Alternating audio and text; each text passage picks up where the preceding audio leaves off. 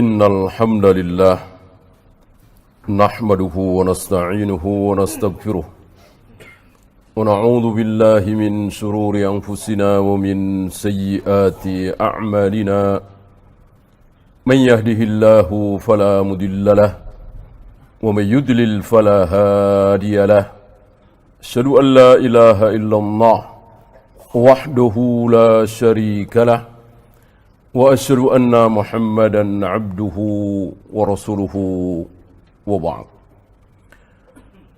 Jamaah azzakumullah, ketika Umar tertusuk dari belakang saat beliau mengimami salat subuh,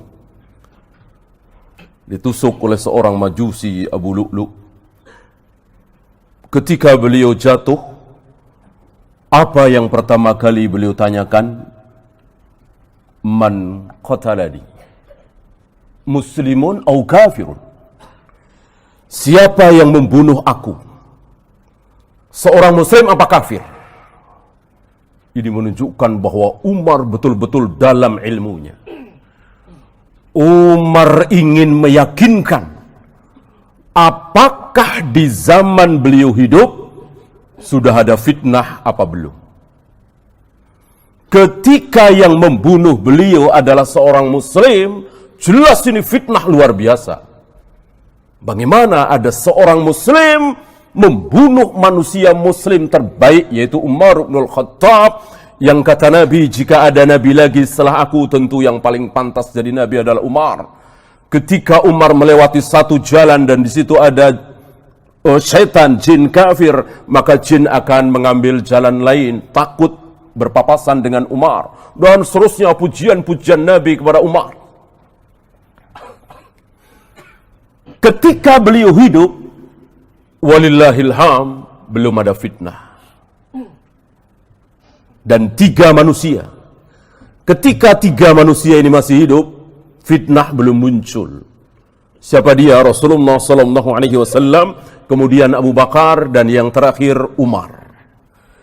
Dan beliau ingin meyakinkan kebenaran ini, dan betul ketika dijawab bahwa yang membunuh engkau adalah Abu Lu'lu', seorang majusi, beliau memuji Allah, alhamdulillahilladzi lam yaj'al qatilani musliman. Alhamdulillah, segala puji bagi Allah yang tidak menjadikan pembunuhku seorang muslim. Sebab jika pembunuh Umar muslim, jelas ini fitnah. Antum tahu apa itu fitnah? Kebatilan, dosa, kesesatan dianggap benar. Kebenaran, hak, tetapi dianggap batil. Seperti hari ini. Lihat hari ini, fitnah luar biasa. Yang menjalankan sunnah Nabi, yang ittiba kepada sunnatul Rasul sallallahu alaihi wasallam, dibilang apa? Yang jauh dari sunnah Nabi, yang melawan apa yang digariskan oleh qala Allah wa qala Rasul, dianggap apa? Dibolak-balik. Ini fitnah yang luar biasa. Maka puncak fitnah nanti di zaman Dajjal luar biasa, sampai ada seorang manusia mengaku Tuhan disembah. Beda dengan yang membunuh Utsman. Sudah mulai muncul fitnah. Maka si pembunuh Utsman, setelah membunuh Utsman, apa dia bilang? Aku belum pernah jihad sebesar jihadku barusan. Lihat, membunuh seorang Utsman, menantu Nabi 2 kali, yang Nabi terlihat lututnya oleh Abu Bakar, oleh Umar dibiarkan, begitu ada Utsman segera ditutup. Ketika Aisyah bertanya tentang ini, Nabi mengatakan, bagaimana aku tidak malu kepada manusia yang malaikat saja malu terhadap dia. Berarti manusia mulia Utsman, tapi dibunuh. Dan yang membunuh seorang muslim dan mengaku merasa sedang jihad. Ini fitnah luar biasa. Bagaimana hari ini? Fitnah semakin lama semakin luar biasa. Hal yang baik dianggap buruk, yang buruk dianggap baik, yang hak dianggap batil, yang batil dianggap hak, yang sunnah dibilang bid'ah, yang bid'ah dibilang sunnah. Ini fitnah. Dan wajib bagi kita membentengi diri kita, keluarga kita dari fitnah. Oleh karena itu kata Nabi kepada sahabat rahasia beliau Hudzaifah, bahwa akan muncul fitnah, satakunu fitan. Al-qa'idu fiha khairum minal qa'im. Orang yang duduk-duduk saja terhadap fitnah itu lebih baik daripada yang berdiri. Wal qa'imu fiha khairum minal mashi. Yang berdiri menyambut fitnah itu masih lebih baik daripada yang berjalan menghampiri fitnah itu. Yang berjalan masih lebih baik daripada yang berlari. Artinya apa? Manusia terbaik, teraman ketika ada fitnah, diam, tutup mata, tidur. Jangan menghampiri fitnah walaupun sekedar berdiri. Nah, lihat, hari ini kaum muslimin menganggap kecil fitnah. Kalah terdorong oleh rasa penasaran. Kayak apa, seperti apa, mungkin bagus, mungkin menarik. Akhirnya kena dia. Seorang Muhammad bin Sirin, ulama besar, menutup telinga ketika ada seorang ahlul bidah berbicara. Karena satu dan lain hal, beliau tidak sanggup meninggalkan tempat itu. Dia harus ada di situ. Terpaksa beliau tutup kedua telinganya. Padahal beliau ulama, berilmu, hafal Al-Quran, ribuan hadis, masih suudzon terhadap dirinya. Sunnah bagi kita untuk suudzon terhadap diri kita. Beda dengan kita. Kita terlalu husnudzon terhadap diri kita. Kayaknya saya sanggup. Insya Allah saya mampu. Lihat. Para ulama, mobil khusus para sahabat, suudzon terhadap diri sendiri. Kalau saya nggak mampu bagaimana? Kalau saya nggak sanggup bagaimana? Kalau saya tergoda bagaimana? Ini para sahabat. Para nabi, para rasul. Lihat Nabi Ibrahim.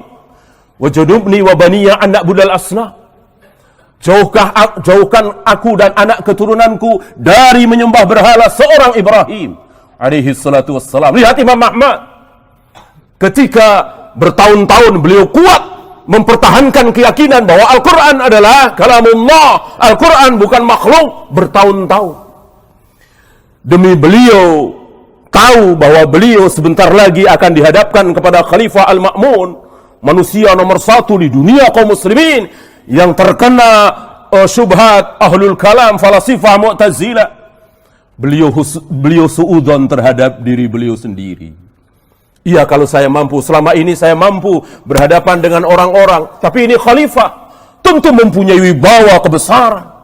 Beliau suudzon terhadap diri beliau. Kalau saya nggak sanggup bagaimana? Kalau saya nggak mampu bagaimana? Khalifah Al-Ma'mun termasuk pelajar, bukan orang awam.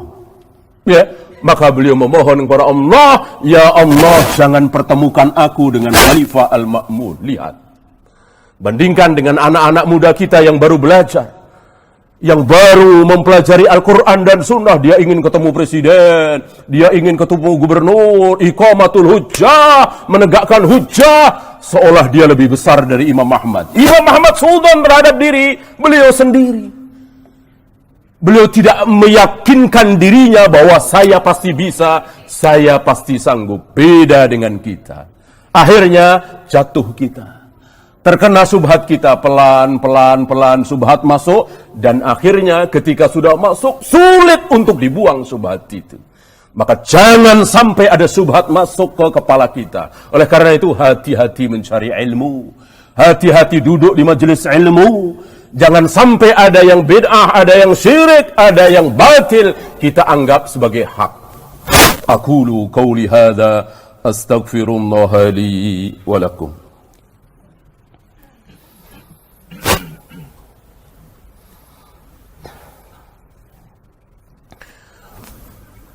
Alhamdulillah hamdan katsiran tayyiban mubarakan fihi kama yuhibbu rabbuna wa yarda.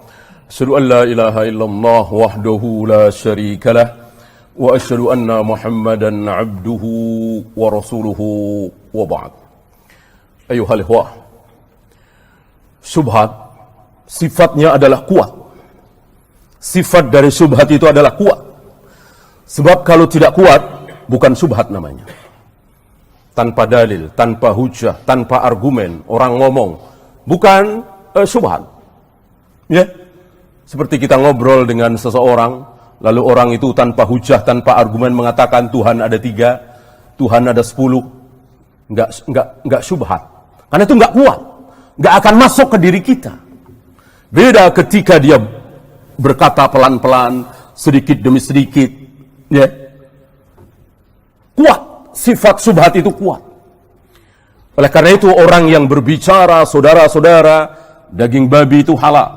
Saudara-saudara, sholat itu tidak wajib. Saudara-saudara, nggak perlu pergi haji. Saudara-saudara, berzina nggak apa-apa. Ini bukan syubhat. Karena nggak kuat. Nggak ada sebodoh seorang muslim yang akan percaya dengan ucapan-ucapan tadi. Nggak ada. Maka itu bukan syubhat. Sifat syubhat adalah kuat. Maka orang yang membawa syubhat ini, bawa ayat, bawa dalil, bawa hujjah, argumen, ucapan Imam Syafi'i, ucapan Imam Bukhari. Lalu dia plesetkan, lalu dia pelintirkan pelan-pelan. Itu yang namanya syubhat. Sifat syubhat kuat.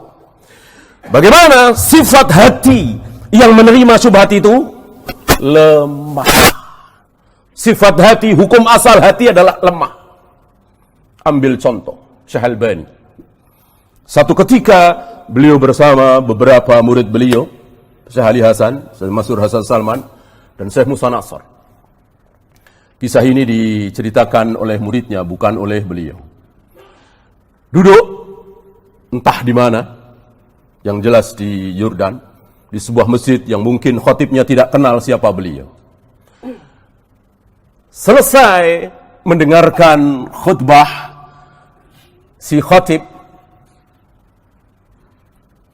dilihat oleh murid-muridnya, Syekh Albani menangis, meneteskan air mata, mendengar hadis yang dibawakan oleh si khatib. Selesai sholat, murid-muridnya bertanya, "Ya Syekh, bagaimana derajat hadis tadi? Sahihkah?" Dijawab, hadisnya maudhu. Hadisnya palsu. Lihat. Hadis maudhu, hadis palsu. Tapi mampu membikin hati beliau mengeluarkan air mata menangis. Karena sifat hati itu lemah. Alhamdulillah.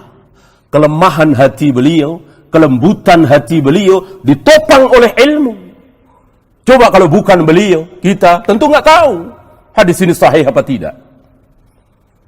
Karena ditopang, dibantu dengan ilmu, akhirnya kelemahan hati tertolong. Walaupun terharu, walaupun terbawa, tapi tidak menjadikan itu sebagai kebenaran karena hadisnya palsu, maudhu. Ini dia. Kita tidak tahu. Ya, lihat. Saudara-saudara kita, terutama istri-istri kita, ibu-ibu, terbawa. Karena hukum asal hati ibu-ibu, wanita lemah. Dengan pembawaan yang lembut, pelan-pelan, kena. Maka ketika dinasihati, jangan belajar sama dia. Dia terkena syubhat ini, menolak. Apa salahnya di mana? Letak salahnya di mana? Tunjukkan. Tentu tidak mudah. Akan lebih berhati-hati daripada sembarangan. Syubhat ketika sudah masuk ke dalam hati, untuk menghilangkannya sulit. Maka bagi antum yang belum pernah masuk ke firqah dolal, belum pernah kenal dengan Jahmiyah, Jabariyah, Asy'ariyah, Maturidiyah, Khawarij, NII, LDII, beruntung antum. Walillahilham, bersyukur. Saudara-saudara kita yang pernah masuk ke situ, untuk menghilangkan syubhat itu sulit. Walaupun dia sudah mengaku rujuk kepada manhaj Ahlus Sunnah. Saya sekarang sudah salaf, saya tinggalkan firqah lama saya. Tetap sekali waktu muncul. Entah 10 tahun kemudian, 15 tahun kemudian, 20 tahun kemudian, muncul sewaktu-waktu. Dan dia tidak sadar, apalagi jamaahnya, bahwa ini ajaran dia yang dulu, bukan salaf. Allahumma salli ala Muhammad wa ala ali Muhammad kama sallaita ala Ibrahim wa ala ali Ibrahim innaka Hamidum Majid. Allahumma ighfir lil muslimina wal muslimat wal mu'minina wal mu'minat al ahya'i minhum wal amwat. Rabbana la tuzigh qulubana ba'da idh hadaytana wa hab lana min ladunka rahmah innaka antal wahhab. Rabbana atina fid dunya hasanah wa fil akhirati hasanah wa qina adzabannar.